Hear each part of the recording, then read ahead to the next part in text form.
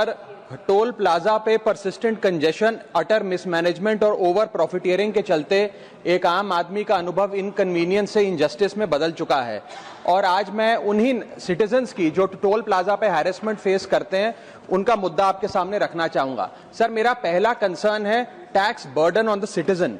Sir, incidence of tax related to roads and highways is very very high in India. पहले हम income tax income के माध्यम से जब गाड़ी खरीदते हैं तो उस पर जीएसटी और नाना प्रकार के जो टैक्सेस देते हैं उसमें रोड टैक्स और इंफ्रास्ट्रक्चर सेस भी भरते हैं। उसके बाद जब पेट्रोल डीजल भरवाते हैं तो स्पेशल एक्साइज ड्यूटी, वैट के साथ साथ हम रोड डेवलपमेंट सेस और इंफ्रास्ट्रक्चर सेस भी भरते हैं। उसके बाद जब हाईवे पे गाड़ी चलाते हैं तो टोल टैक्स भी हमसे वसूला जाता है, जो एक नागरिक के लिए अनबियरेबल बनता जा रहा है। सर, मेरा सेकंड कंसर्न है extremely poor quality of roads. Sir, इतना टैक्स भरने के बाद हम उम्मीद करते हैं कि रोड की क्वालिटी अच्छी होगी, ड्रेनेज सिस्टम अच्छा होगा, लेन डीमार्किंग होगी, लाइटिंग होगी और सेफ्टी इंफ्रास्ट्रक्चर होगा, लेकिन यह भी हासिल नहीं होता और इसी के साथ साथ नेग्लिजिबल मेंटेनेंस का भी शिकार होना पड़ता है, जिसके चलते गड्ढे, पॉटहोल्स, ब्लैक स्पॉट्स और सरफेस डिफॉर्मिटीज देखी जाती हैं और हजारों लोग रोड एक्सीडेंट्स का सालाना शिकार होते हैं।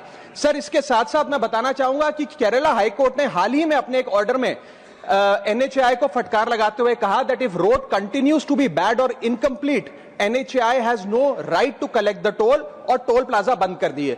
जम्मू कश्मीर हाईकोर्ट ने अपने 2 टोल प्लाजाओं पे 80% की छूट देते हुए कहा कि सड़कें इतनी खराब हैं कि ऑपरेटर को टोल वसूलने की कोई अधिकार नहीं है। सर, इसी के साथ साथ थर्ड कंसर्न है कंजेशन, ट्रैफिक जैम और delay at toll plaza. Sir, इतना पैसा देने के बाद भी अगर 30 से 40 मिनट टोल प्लाजा पे खड़ा होकर समय बर्बाद करना पड़े, लाइनों में लगना पड़े, तो क्या फायदा sir? Highways are meant for seamless connectivity, seamless mobility, लेकिन टोल प्लाजा पे जो कंजेशन है उसकी कॉस्ट कौन कैलकुलेट करेगा? सबसे पहले गाड़ी ऑन रहती है, उसकी फ्यूल कॉस्ट, दूसरा आदमी का समय बर्बाद होता है, उसकी प्रोडक्टिव मैन पावर कॉस्ट, उसके साथ साथ शेड्यूल डिसरप्ट होता है, जॉब इंटरव्यू कैंसिल होता है, बिजनेस अपॉर्चुनिटी लूज होती है, एग्जाम कैंसिल होता है, उसकी अपॉर्चुनिटी कॉस्ट। इस तमाम कॉस्ट को अगर आप जोड़ेंगे तो पाएंगे कि एक invisible cost to our economy है जिसके बारे में कोई बात नहीं करता। इसके साथ साथ कई सारी लेन्स तो ऐसी हैं सर जिसमें लोग नहीं बिठाए जाते, बैरियर नहीं होते, जिसके चलते कंजेशन होता है। मेरा चौथा कंसर्न